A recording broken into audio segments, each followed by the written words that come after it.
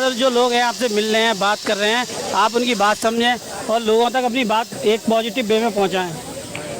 तो गलत इलाहाबाद से तथा समस्त उत्तर प्रदेश के समस्त जिलों से आए हुए प्रतियोगी छात्र जो ईसाई स्कैम से पीड़ित हैं, आज इको गार्डन की इस तपोस्थली पर पहुंचकर अपने आप को और यहाँ जो आमरण अनशन पर बैठे हैं उन बच्चों को एक नई ऊर्जा देकर इस आंदोलन को और लंबा ले चलने की जो आज यहाँ कसम खाई है, उसके लिए सभी को शुक्रिया।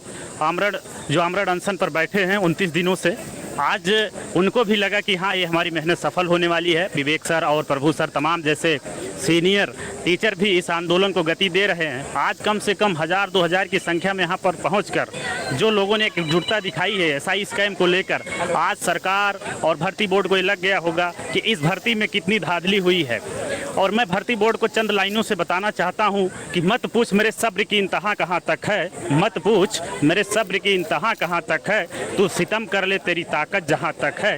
वफा की उम्मीद जिन्हें होगी होगी, डीजी साहब आर के विश्वकर्मा जी के लिए, वफा की उम्मीद जिन्हें होगी होगी, मुझे तो देखना है तो बेवफा कहाँ तक है। और प्रतियोगी छात्रों के लिए मुझे कहना है कि असफलताएं इंसान को तोड़ देती हैं, जीवन की राहों से मोड़ देती हैं, पर जो करते हैं जी जान से प्रयत्न, असफलताएं उनका पीछा छोड़ देती हैं। मेरे प्यारे भाइयों, आप आइए इको गार्डन, आपका स्वागत है। यहाँ सारी सुविधाएं मिल रही हैं। इस आंदोलन को आप गति दीजिए। ये 20 मैच नहीं, टेस्ट मैच है। जब कभी भी सत्ता से कोई न्याय चाहिए तो आपको टकराना पड़ता है, आपको धरना प्रदर्शन देना पड़ता है। ऐसे ही नहीं हमें आज़ादी मिली थी भगत सिंह।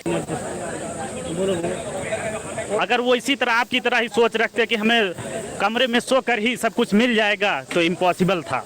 मेरे भाइयों, आप आइए इको गार्डन, जहां आपके सभी साथी आपका इंतजार कर रहे हैं। जो आप कमरों में बैठे हैं और तमाम तरीके के बहाने बताकर कि आज शादी है, ब्याह है, तिलक है, आप इन चीज़ों से निकलिए। आपके करियर से बड़ा कुछ भी नहीं है। अगर एक भर्ती एक बार निकल जाती है तो आपका 5-7 साल चला जाता है, उसके पीछे आप दोबारा भर्ती नहीं पाओगे, ओवर एज भी हो जाओगे।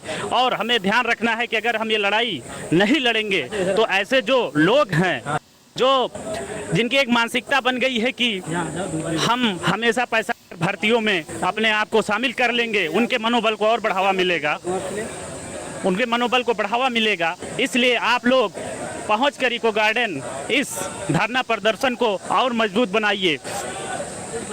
और देखिए, आपके स्क्रीन पर दिख रहा होगा, इस लाइव के माध्यम से दिख रहा होगा कितने भाई प्रदेश के विभिन्न जिलों से चलकर आए हैं। कोई गाजियाबाद, कोई मेरठ, तो पूरे उत्तर प्रदेश से, चाहे वो सोनभद्र हो, शामली हो, चाहे वो लखीमपुर खीरी, कोई ऐसा जिला नहीं है जहां से प्रतियोगी छात्र आज अपनी उपस्थिति यहां दर्ज नहीं करा रहे हैं। और जो प्रतियोगी छात्र किसी प्रकार से रनिंग पा गए हैं, 118, 120 बाई जो भी है मेरिट के आसपास हैं, वो इस मुखालफत में ना रहें कि उनका सिलेक्शन हो जाएगा।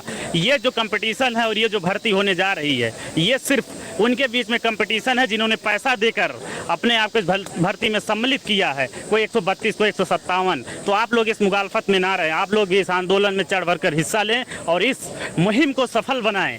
मैं अब अपने भाई को देता हूं, अपनी बाड़ी को विराम देता हूं। कोई भी जो बात करना, कौन बोल रहा है, बोलो। सवाल सपनों का नहीं है, सवाल है बेईमानी का, भ्रष्टाचार का।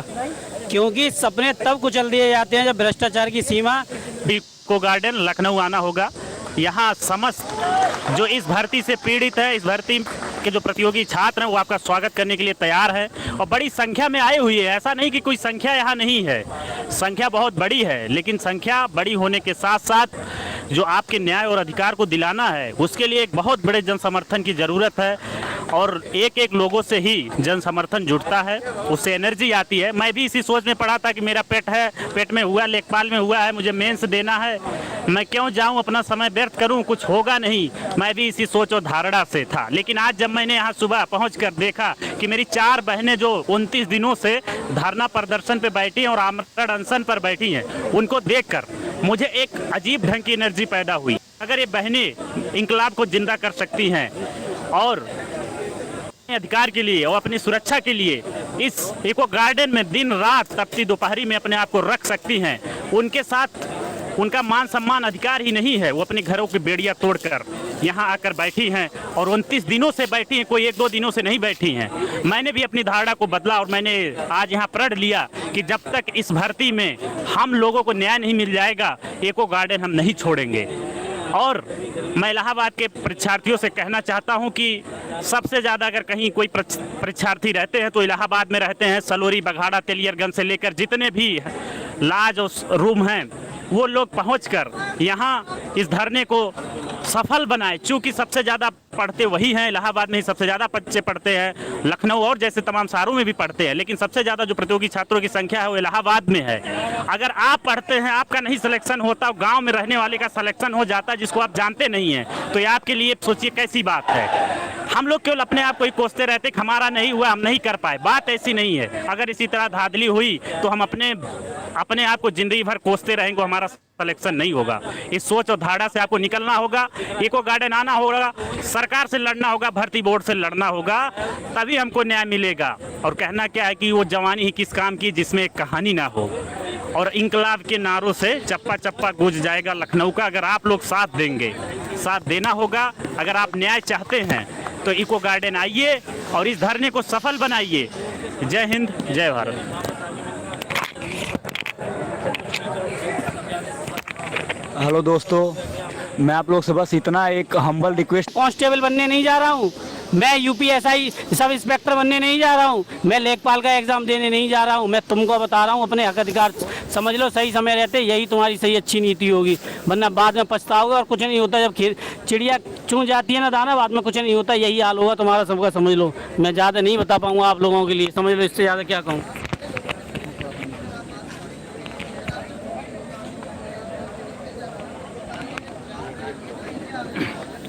परों को खोल जमाना उड़ान देखता है, परों को खोल जमाना उड़ान देखता है, जमी पे बैठे के आसमान देखता है।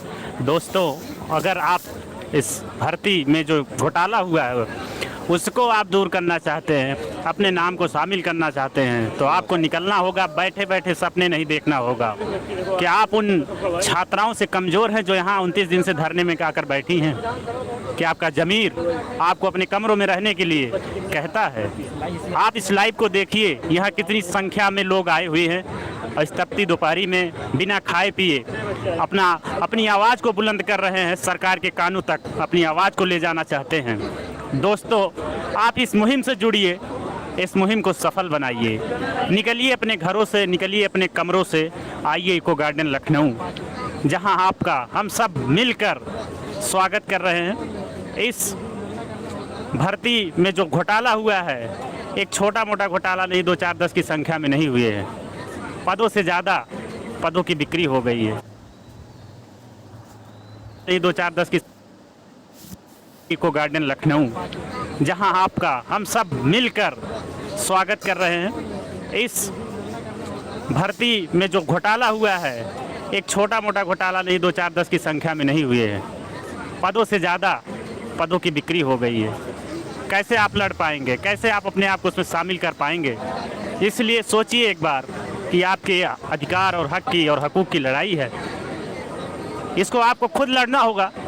अगर कुछ चंद लोग हमारी सहायता कर रहे हैं, बहुत से कोचिंग संस्थान जो अपने आप को कोचिंग चलाने में अपने आप को मठाधीश समझते हैं, बहुत ढेर सारा पैकेज, बहुत ढेर सारा पैसा, अगर वो इस मुहिम में सहयोग नहीं कर रहे हैं, अगर वो ये समझ रहे हैं कि हम अपनी कोचिंग के बदौलत हम अपनी रोजी रोटी चला लेंगे, तो ऐसी मुखालफत में ना रहें। अगर ये भर्तियां पैसों पर होती रहेंगी तो आपकी कोचिंगों में कौन पढ़ने जाएगा?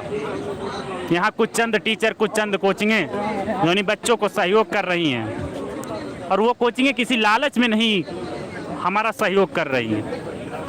वो छात्रों के साथ हुए अन्याय को लेकर, छात्रों के साथ जो दुर्व्यवहार है, जो भर्ती में घोटाला हुआ है, उसके लिए यहाँ खड़े हैं। अगर उनके कोचिंगों में पढ़ने वाला कोई छात्र नहीं सेलेक्ट हुआ तो उन्हें भी कष्ट हुआ कि अगर हमने इतनी मेहनत से पढ़ाई और वो मेहनत से पढ़े, अगर इनका सिलेक्शन नहीं हुआ, ट्रैक्टर चलाने वाले का, गांव में घूमने वाले का अगर इस भर्ती में सिलेक्शन हो गया, तो उनको इस भर्ती से कैसे बाहर किया जाए, इसके लिए मुहिम है। अगर आप हाथ पर हाथ रखकर बैठे रहेंगे अपने कमरों पर, तो ये मुहिम सफल नहीं होगी।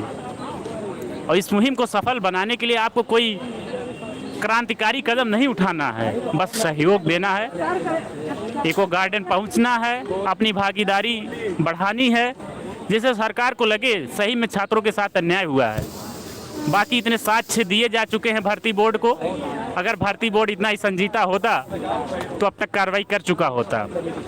अगर भर्ती बोर्ड की डीजी प्राची सिंह खुद कह रही हूँ कि कैंडिडेट लाट में जब देखा गया तो उसमें 10 मिनट में 150 क्वेश्चन के आंसर दे दिए गए, और तमाम चीज़ें बहुत साक्ष्य है जो आपको अखबारों में, सोशल मीडिया पर, टीवी चैनलों पर दिख जाएंगे।